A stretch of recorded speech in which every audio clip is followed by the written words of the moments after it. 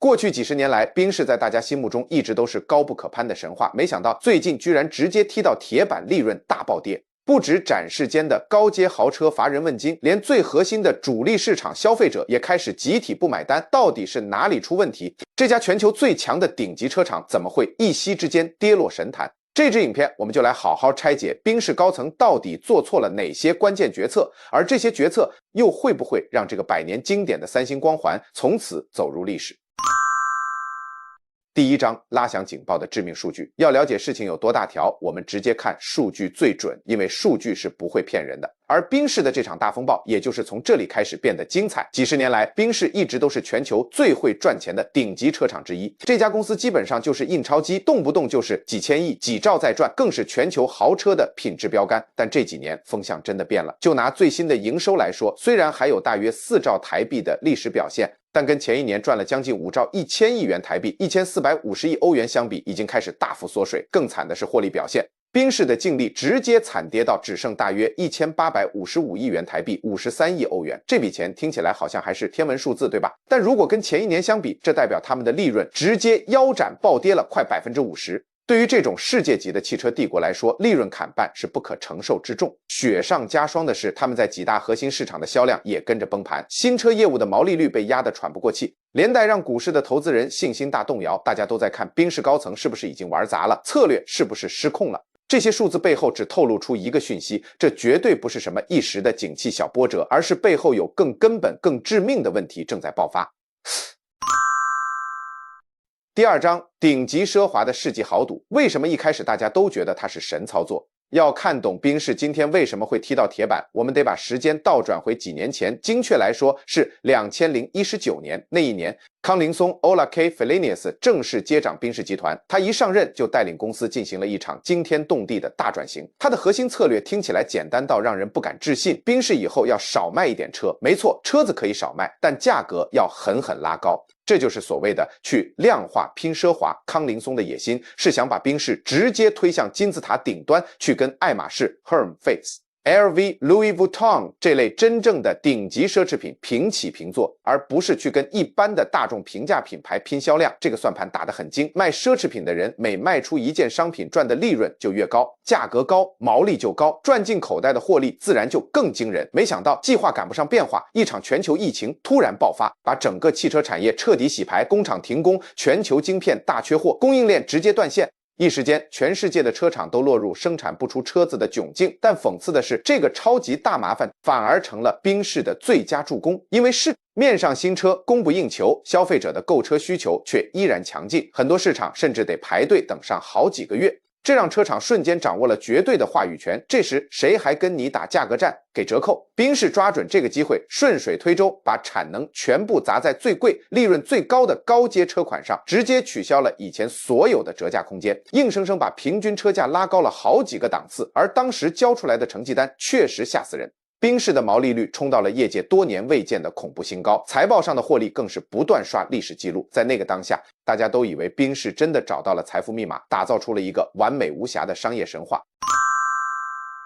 第三章，泡沫破裂，高冷路線背後的致命死穴。這也就是為什麼現在越來越多車界專家和業內人士開始認真檢討這件事，因為賓士當時之所以能大賺特賺，不單單是因為高層決策有多神，更像是吃了時代的紅利。在疫情那幾年，市場上就是車少人多，賓士隨便怎麼漲價，急着用車的客戶也只能摸摸鼻子，含淚買單。可是當市場一恢復正常，整個遊戲規則就完全變了，各大車廠產能全開，競爭對手一個比一個還瘋狂，價格殺得一個比一個狠。這時候消費者腦袋清醒了，買車又開始貨比三家，於是这套頂級奢華策略的硬傷此時就徹底暴露了出來。因為這套玩法要能玩得下去，唯一的通關條件就是客戶必須永遠盲目崇拜你的品牌，心甘情願當盤子付高價。一旦大家不買單，這個商業神話就直接宣告破產。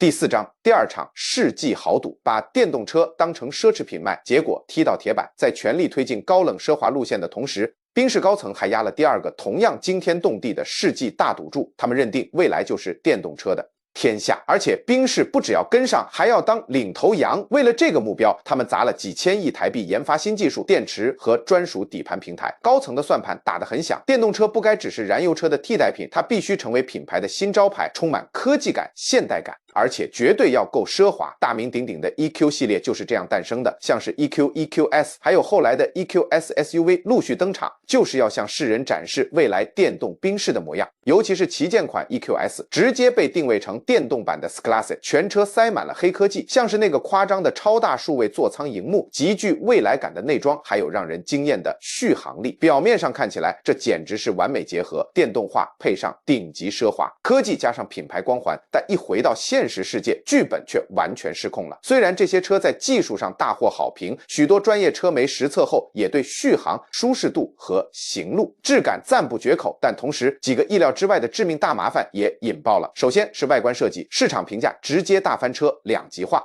有些人覺得這種流線造型很有未來感，但更多老賓士車主覺得它長得太奇怪，根本不像一台霸氣的賓士。再來就是高不可攀的定價，即便是在豪車市场 ，EQS 的售價对很多頂級買家來說還是太誇張。更慘的是，在賓士慢條斯理推動策略的時候，對手可沒在睡覺。特斯拉 Tesla 憑着恐怖的產能和強大的信仰，繼續稱霸電動車市場。與此同時，中國的電動車大軍帶着滿滿的黑科技和超級破壞力的價格殺進戰局，連死對頭 BMW 陣營也來勢洶洶，推出了許多極具競爭力的電動車款。夾擊之下的結果就是在幾個最核心的市場，賓士電動車的銷量慘不忍睹，完全對不起預期。這狠狠的甩了賓士一巴掌，它證明了就算是擁有100年歷史的頂級光環，消費者也不可能盲目買單，隨便你當盤子敲。第5章，昔日的超級搖錢樹，如今卻成了走不出的泥潭。如果你想真正看懂賓士今天為什麼會陷入危機，就絕對不能漏掉一個對他們來說曾經像是金山銀山一樣的市场。中國过去很長一段時間裡，中國都是這個三星光環品牌最粗的一條大腿。最瘋狂的時候，全世界每賣出3台賓士，就有1台是中國大老板買單。對賓士來說，中國不只是一個市場，更是帶動整個集團獲利狂飆的超級發動機。當時那邊的有錢人買德國豪車根本不看價錢，一台賓士 S-Class 或是高階的大型豪華休旅 SUV 就是成功人士的標配，身份地位的象徵。可是這個看似穩固的聚寶盆，這2年卻徹底大變天，因為中國本土誕生了新一代的汽車巨頭，不只是比亞迪 BB， 還有蔚來 NIO、小鵬 XPeng， 甚至是華為旗下的高階品牌。這些對手像瘋了一樣崛起，而且是直接瞄準賓士最自豪的豪車市場，精準打擊。這些新同學最恐怖的地方在於，他們家的車子從一出生就是為了電動車時代而設計的。他們有最新潮的車載軟體、超強的電池續航，還有專門討好現代年輕消費者的未來感設計。最致命的是，他們的價格往往比歐洲傳統豪車便宜了一大截，這讓當地的消費者開始算一筆賬。既然本土品牌的科技感和配備都更滿更強，我到底憑什麼要多花幾百萬去買傳統的歐洲油車？面對這個靈魂拷問，賓士現在真的笑不出來了。根據最新的慘烈數據，賓士在當地的銷量直接面臨近10年來最慘重的雪崩，1季就暴跌了將近30%。當這根最粗的頂天梁柱開始劇烈晃動，賓士高層引以為傲的奢華轉型大計也就跟着搖搖欲墜了。第6章，神仙打架，凡人遭殃，躲不掉的地緣政治與貿易戰火。除了品牌自己的策略失誤和市場變天，還有一個因素是賓士高層完全無法掌控的死穴，那就是地緣政治。這幾年全球的國際貿易大打出手，而這種緊繃的國際關係往往會給賓士這種全球布局的跨國車廠帶來最直接的重傷。最好的例子就是各國近年吵得不可開交的懲罰性關稅，特別是美國、歐盟和中國這3大經濟體之間的關稅大戰，對賓士來說，這是一個非常頭痛的硬傷。在歐洲工廠開開心心生產的頂級新車，一旦要出口到美國或中國，可能因為一張新法案落地就平白無故被課了驚人的高額關稅，這把車廠推向了兩難的絕境。如果把暴增的關稅成本直接轉嫁給消費者，車價變貴，本來想買的人可能就被嚇跑了，銷量直接崩盤。但如果為了穩住銷量不敢漲價，賓士就得摸摸鼻子，自己吞下這筆天文數字的成本。不管選哪一條路，最後的下場都是獲利和毛利被狠狠吸乾。根據最新的財報與業界估算，光是這一波關稅大戰，賓士近年就憑空蒸發了高達320億到390億元台幣，大約10億到12億美元。對於一個世界級的龐大集團來說，這絕對不是什麼可以忽略的小錢。它殘酷地證明了一件事兒：現在的政治決策對經濟的干涉有多深。這也是目前最棘手的地方。就算你公司的商業戰略規劃的再完美，只要國際政治大佬一翻臉，一夕之間，你引以為傲的財富密碼就可能被全部推翻。第7章，沒有豪門當靠山，外資法人的奪命連環催與賓士的斷尾求生。接下來這個關鍵點，除了財經圈以外，一般人很少會注意到，那就是隱藏在賓士公司結構深處的致命傷。我們先來聊聊，到底是誰在背後控制賓士。如果你看其他德國車廠，股權架構都非常清楚，像是 BMW 背後一直有頂級豪門匡特家族 Quant 牢牢掌控大局，幾十年來提供極其穩定的長遠發展方向。而福斯集團 Volkswagen 背後則有保時捷、皮耶家族，加上德國下薩克森邦政府这2大巨頭撐腰，這些大股東就是車廠最穩固的定海神針。但賓士的命運完全不同。賓士是一家高度依賴資本市場的公司，它大部分的股份都散落在全球各大的外資投資基金和大型機構法人手中。对於一家國際跨國集團來說，這雖然很正常，但它帶來了一個無比殘酷的副作用，那就是所有人都在逼你炒短線。這些華爾街大鱷和法人每隔3個月就拿着放大鏡看你的每季財報，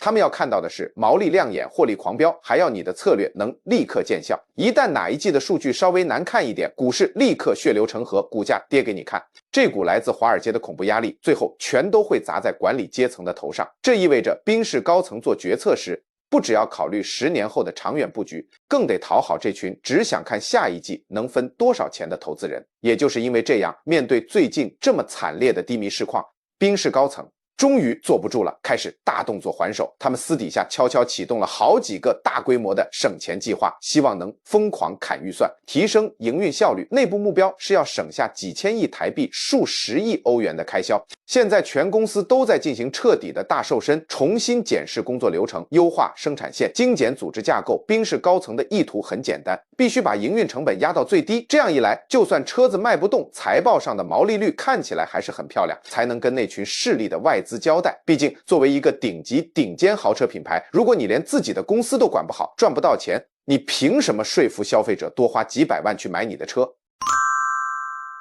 第8章，不裝了，賓士的絕地大反攻，找回靈魂，全面回歸經典豪車榮耀。面對市場的劇烈動盪和對手的步步進逼，賓士高層很清楚，光靠砍預算省錢是救不了公司的。於是他們正式吹響了反攻的號角，砸下重金啟動全新的產品大計。這次的焦點非常明確，就是要把頂尖科技和極致效率做到天花板級別。他們打造了全新的純電專屬底盤平台，作為未來所有新車的骨幹。而且這次直接下猛藥，全車系標配 800V 高壓快充系統，讓你充電速度快到不可思議。連被車主罵翻的車載軟體也全部大翻修，不止系統更穩定，操作起來也更直覺，更有科技感。這一波反攻的頭號先鋒就是萬眾矚目的全新純電 CLA， 這台車就是要向全世界證明未來的純電賓士到底能有多省電，性能有多狂。高層的目標很簡單，不跟對手玩虛的，這次要打造出在日常生活中續航力更長、充電更快、耗能表現更好的頂級電動車。但更重要的是，賓士終於決定回歸初心了。在經歷了幾年盲目追求前衛，被嘲諷是沒靈魂的肥皂盒、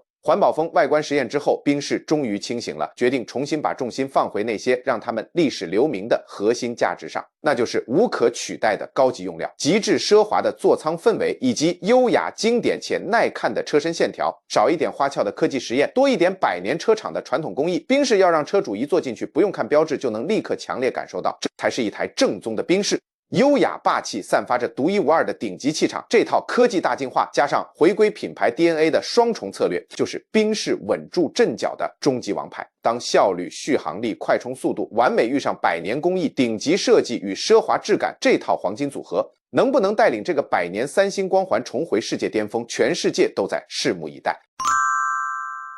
第9章，生死存亡關鍵期，這場豪賭賓士賠得起嗎？全球汽車產業正迎來100年歷史上最殘酷也最劇烈的一場大洗牌。未來幾年的車市將會被3大巨浪給吞噬。第一是全車系的全面電動化，第二是車載軟體與數位服務的全面主導。第三，則是來自中國與美國這群全球造車新勢力的瘋狂逼殺。面對這場終局之戰，賓士已經沒有退路，他們必須一邊砸下幾千億台幣研發新底盤、新科技，一邊還要確保高層的每一個決策都精準無誤。因為在現在這個局勢下，任何一次的看走眼或策略失誤，代價都大到難以想象，賠掉的可能不只是財報上的利潤，更是好不容易打下來的市場版圖，甚至是賓士這兩個字等於頂級奢華的無價金字招牌。接下來這幾年就是最關鍵的生死存亡期，我們很快就會看到賓士到底能不能成功在百年傳統、頂級奢華與黑科技創新之間找到完美平衡，還是這個曾經不可一世的三星光環從此會被对手無情的超車，甚至跌落神壇。